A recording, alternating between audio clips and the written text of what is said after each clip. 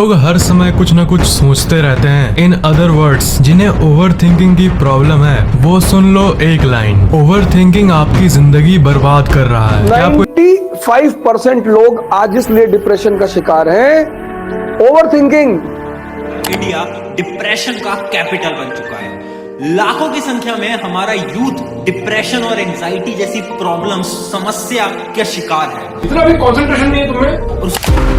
Over thinking एक ऐसा बीमारी जो हमको अंदर ही अंदर खोखला करते जाता है। कहने का मतलब हमारे अंदर किसी भी चीज़ को सोचने के लिए, किसी पास्ट में हुई घटना को सोचने के लिए हम एकदम से डिफिकल्ट तरीके से उसको सोचने लगते हैं, उसके बारे में कि ये मेरे साथ क्यों हुआ, ऐसा क्यों हुआ था मेरे साथ, ऐसा नहीं होना चाहिए था। मतलब कि वो पास्ट में हमारे साथ घटना घट भी चुकी है और उसके बारे में हम बेवजह बिन फालतू पर ही सोचने लगे उसके बारे में और अपने आप को अंदर ही अंदर खोखला करने में लग जाते हैं हम। होता है ना, कई बार आपके साथ भी हुआ होगा। कई बार आप डिफिकल्ट किसी भी चीज़ के बारे में सोचने लग जाते हो कि ये मेरे साथ ही क्यों हो रहा है, मैं लाइफ में कुछ कर क्यों नहीं रहा हूँ, ग्रो क्यों नहीं कर रहा हूँ, मुझे पैसों की प्रॉब्लम है, पैसा कमा क्यों नहीं रहा हूँ, मुझे जॉब करनी है, जॉब के लिए कुछ कर क्यों नहीं रहा हूँ। मतलब कि ओवर थिंकिंग आना एकदम से, हाँ तो ओवर थिंकिंग आना कोई बहुत बड़ी बात नहीं है। ओवर थिंकिंग आएगा, आपको सताएगा, लेकिन इसका मतलब ये नहीं कि आप उसमें फंस करके रह जाओगे, आप डीप तरीके से उसी चीज़ के बारे में सोचते रह जाओगे, तब गलत होता है ओवर थिंकिंग के बारे में।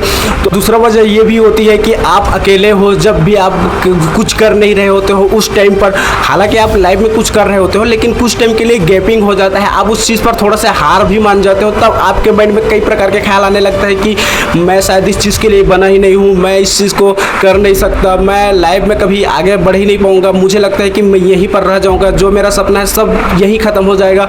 लगता है ना कई बार ऐसे ओवर थिंकिंग, जो कि हमारे ब्रेन में दिन भर से यही थॉट्स चलता रहता है, यही थॉट्स। देखो भाई, ये कोई बहुत बड़ी चीज़ नहीं है, ये सिर्फ आपकी ब्रेन की कल्पना है, जो आपकी ब्रेन जो आपके साथ रियल में होने भी वाला नहीं है, वो आपको सोच सोच करके ही आपको अंदर से कमज़ोर करते जाता है। ओवर थिंकिंग के वजह से आप अंदर से ही कमज़ोर होते जाते हैं, क्योंकि आपके साथ वो रियल में होने वाला भी नहीं है, फिर भी आप उसके बारे में सोच सोच करके, जानबूझ करके सोच सोच के आप उसके बारे में थॉट्स बना रहे हैं और उसके बारे में सोच सोच करके अपने आप को कमज़ोर करते ही जा रहे हैं। तो ओवर थिंकिंग को अवॉइड कैसे करें? अब आप कहोगे कि क्या भाई, मतलब इतना आसान थोड़ी है ओवर थिंकिंग को अवॉइड करना। तो भाई मैं बता देना चाहता हूँ कि ओवर थिंकिंग को अवॉइड करना एकदम सिंपल तरीका है, एकदम सिंपल तरीका है। सबसे पहले आप अपने आप पर यकीन करो और मानो कि ये सिर्फ थॉट ही है जो आपके अंदर आता है, आपको थॉट्स के जरिए ही आपकी बॉडी को लॉस किया जाता है, जबकि आपके साथ रियल में वो चीज़ होने वाला नहीं है, फिर भी आप सोच सोच करके आप उसको कर लेते हैं। तो इसको अवॉइड करने के लिए सबसे बेस्ट तरीका यही है और ये एक साइंटिफिक तरीका है जिसको मैंने रिसर्च भी किया और अपने एक्सपीरियंस से भी बता रहा हूँ कि जब भी आपके माइंड में ओवर थिंकिंग आने लगे तब आप उस टाइम उसको करना ये है कि आपको कहीं बिजी होने लगना है, क्योंकि जब आप कहीं बिजी होने लगते हो तो आपकी ब्रेन जो है सामने वाली चीज़ को इग्नोर करने लगता है।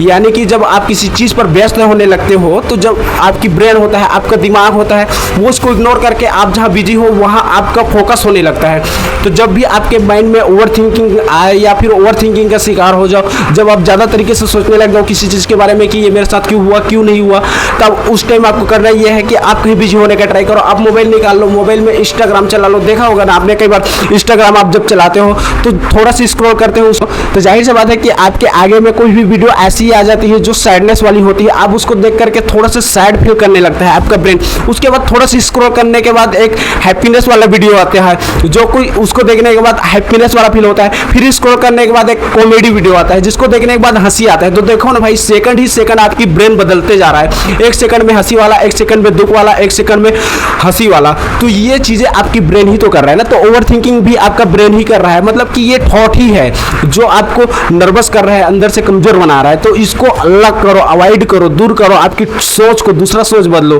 कहने मतलब आप बिजी हो जाओ, सबसे बेस्ट है बिजी हो जाओ, तो आपकी दिमाग ही खुद आपकी थॉट्स को इग्नोर कर देगा, दूसरा थॉट लाएगा और आप एक हैप्पीनेस वाली लाइफ जी पाओगे। तो मैं यही कहना चाहूँगा, जब भी आप लाइफ में प्रॉब्लम में फेस करो या फिर डिप्रेस होने लगो या फिर ओवर थिंकिंग करने लगो, तो अपने आप को बिजी करने का ट्राई करो, कुछ टाइम के लिए बिजी रखो। एकदम ऐसा नहीं कि आप कहीं पर बिजी हो गए इसका मतलब उसको एडिक्शन बना करके चले गए, नहीं, कुछ टाइम के लिए आपको बिजी रखो जब तक कि आपके अंदर से वो थॉट चला ना जाए। उस टाइम के लिए आप अपने आप को बिजी रखो, मोबाइल चला सकते हो, मूवी देख सकते हो, गेम खेल सकते हो, घूमने भी जा सकते हो, या फिर आप कहीं दोस्तों के साथ बात भी कर सकते हो। ऐसी कई सारी चीज़ें हैं जो आप अपने आप को बिजी बिजी रख सकते हो। उस टाइम जब ओवर थिंकिंग का शिकार होने लगे, जब ओवर थिंकिंग ब्रेन में आने लगे, तब ओवर थिंकिंग से बचने के लिए आपको बिजी होने की ट्राई करना। और यही एक सिंपल सा फंडा है जिसके जरिए आप ओवर थिंकिंग को खत्म कर सकते हो। उस 24 घंटे का इस्तेमाल कर कर ऊपर पोजीशन पे पहुंच जाते हैं और कुछ लोग उस 24 घंटे को खराब कर रहे होते हैं। नमस्कार। समय, अपना समय किसी को मत दो। मेरी किस्मत खराब है। आपको भी 24 घंटे मिले, उसको भी 24 घंटे मिले। मन नहीं लगता। If you don't time your actions right, even the best actions will go waste. समय बहुत कीमती है।